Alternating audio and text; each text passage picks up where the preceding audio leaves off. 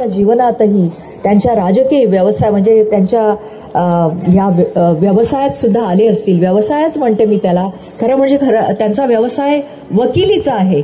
पण ती स्वतःसाठी पैसे कमवण्यासाठी न करता, कारण बरेच वकील असे असतात जे पैसे कमवण्यासाठीच वकिली करतात, बरेच डॉक्टर असे असतात जे पैसे कमवण्यासाठीच डॉक्टरकी करतात, पण हा असा वकील आहे जो समाज सेवा करतो आहे.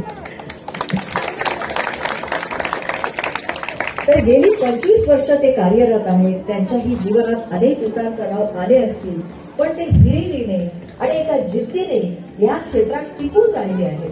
कारण सातत्य एका क्षेत्रात तर अत्यंत तरुण वयात मला वाटतं त्यांनी यश संपादन केलं आहे. आणि अर्थात ते तुमच्यामुळे, कारण तुम्ही जर त्यांना मत दिलं नसतं आणि त्यांनी जर मेहनत केली नसती तर हे दिवस दिसलेच नसते. ते विद्यमान आमदार आहेत आणि याच्याही पुढे ते होतील, मंत्री होतील, कदाचित दिल्लीत जातील. आणि अशी मी काय म्हणतो आपण त्याला एक शुभेच्छा बोलून दाखवते. आणि तुम्हाला माझे अनेक आशीर्वाद आहेत. तुम्ही माझ्यापेक्षा बरेच लहान आहात वयाने, पण तुम्हाला मला सगळ्यांना अशी विनंती करावीशी वाटते. वर्षाताई पण आल्या आणि संबोधित करण्याकरता आशिष जयस्वाल सुद्धा आले. मी माझ्या सहकाऱ्यांसोबत चर्चा केली की आपल्याला इथे एक सभा आयोजित करायची होती.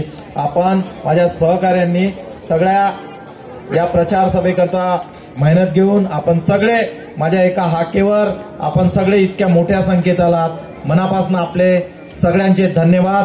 आपलं स्नेह, आपलं प्रेम असेच राहू द्या आणि 20 तारखेला शिवसेनेची धनुष्यबाणाची बटन दाबा एवढंच सांगतो. जी मान्यवर मंडळी, विशेष करून वर्षाताई, आशिषजी जयस्वाल वेळात वेळ काढून इथे आले, मनापासून आपल्या सगळ्यांचे धन्यवाद. जय हिंद, जय महाराष्ट्र.